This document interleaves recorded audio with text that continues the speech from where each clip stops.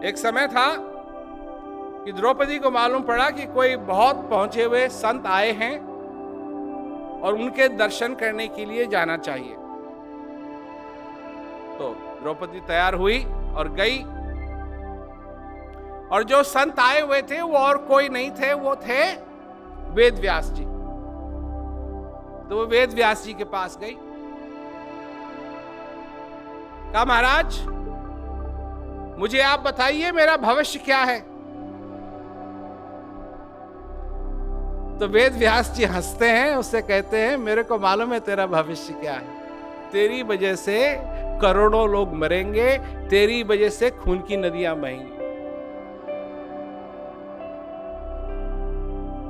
द्रौपदी कहती है महाराज मैं नहीं चाहती कि मेरे वजह से करोड़ों लोग मरें, मैं नहीं चाहती कि मेरी वजह से खून की नदियां बहें, कोई उपाय बताइए। वेद व्यास जी देखिए उस समय वो लिख रहे हैं महाभारत, तो वो कह सकते हैं द्रौपदी को कि कोई उपाय नहीं है, ये तो होगा ही।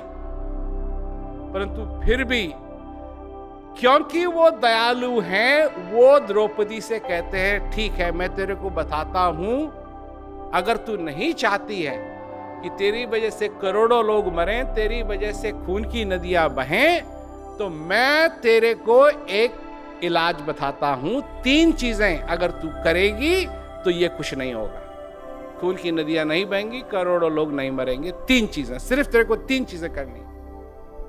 क्या? ध्यान से सुनिए, ध्यान से सुनिए, आप भी इसको अपना सकते हैं, पर ध्यान से सुनिए।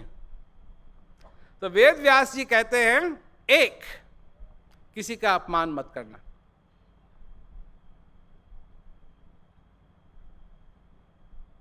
किसी का अपमान मत करना।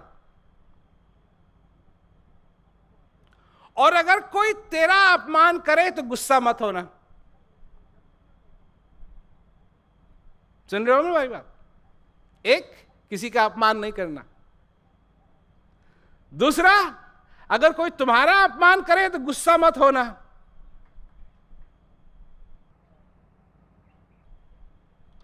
और तीसरी चीज, अगर किसी ने तुम्हारा अपमान भी किया और तुम गुस्सा भी हो गए, तो तीसरी चीज क्या नहीं करनी है?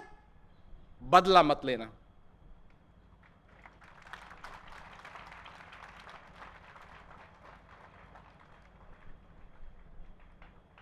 ये 3 चीज अगर तू करेगी द्रौपदी, तो तेरे कारण कोई नहीं मरेगा, तेरे कारण कोई खून की नदियां नहीं बहेंगी।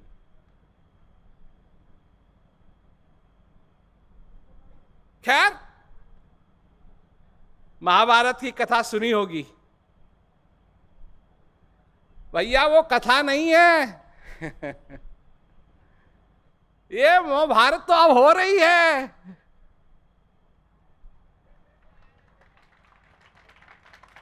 वो कोई कहानी नहीं है, ये तो यहां हो रही है।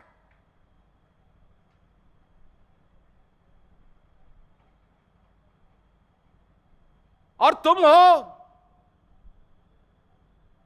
तुम पे निर्भर है,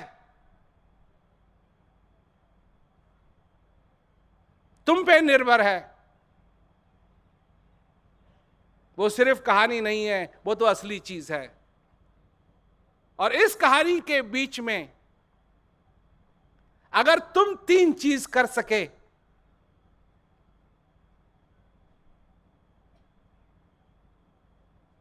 किसी का अपमान न करो, कोई तुम्हारा अपमान करे तो गुस्सा मत हो, और अगर गुस्सा हो भी जाओ तो बदला मत लो। अगर ये 3 काम तुम कर सके तो ये दूसरी महाभारत बनेगी, जिसमें लड़ाई नहीं है, सिर्फ ज्ञान है, जिसमें आनंद है, जिसमें सब लोग मिल के रहते हैं।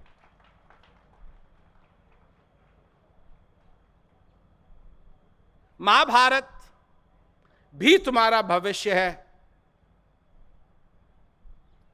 और एक और भविष्य है तुम्हारा, जिसमें तुम शांति से, आनंद से अपनी जिंदगी गुजार सकते हो।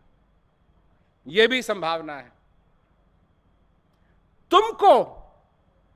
तुमको ये चूज करना पड़ेगा कि तुम क्या चाहते हो। लड़ाई चाहते हो या शांति चाहते हो? जब तक तुम अपनी जिंदगी के अंदर यह संकल्प नहीं करोगे कि तुमको क्या चाहिए, यह महाभारत की लड़ाई एक ही दिन नहीं, दूसरे दिन भी होगी, तीसरे दिन भी होगी, चौथे दिन भी होगी, पांचवें दिन भी होगी। जब से उठोगे तब से और शाम तक ये महाभारत की लड़ाई होती रहेगी तुम्हारे हर दिन, जब तक तुम्हारा ये श्वास पूरा नहीं होता है।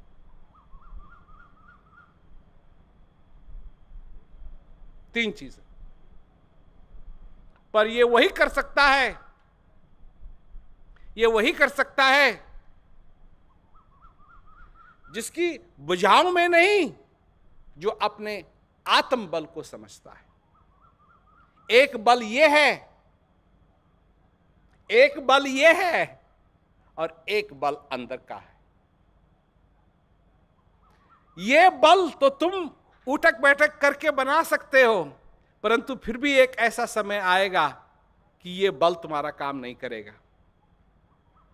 परंतु अंदर का जो बल है, आत्मा का जो बल है, अगर उसमें तुम ताकतवर हो तो वो ऐसा बल है कि तुमको बलवान बनाएगा। कब तक? जब तक तुम आखिरी श्वास नहीं ले लेते।